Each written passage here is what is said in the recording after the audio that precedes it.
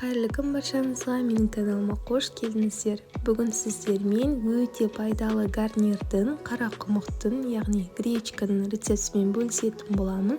Гречканы тек суда дайындайтын боламыз. Өте дәмді болып шығады, әрі өте тез дайындалады. Видеоны міндетті түрде соңына дейін көріңіздер.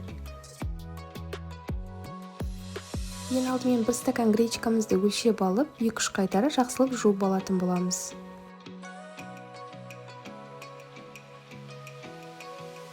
Орташа қызып тұрған табамызға 1 стакан гречкамызды саламыз. Оған ыстықта 2 стакан суымызды қоямыз.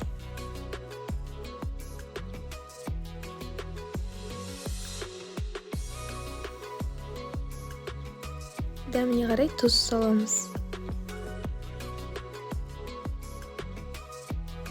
Араластырамыз.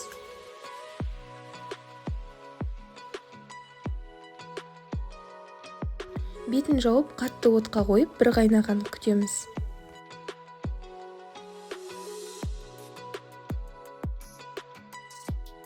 Мінекей осылай бір қайнағаннан кейін бетін жауып, ең баяу отқа қойып, шамамен 15 минутта пісіріп алатын боламыз.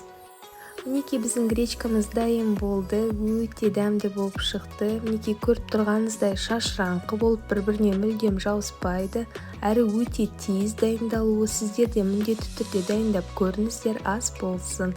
Ал егер де сіздерге менің видеом ұнаса, лайк басып, комментарий жазуды ұмытпаңыздар.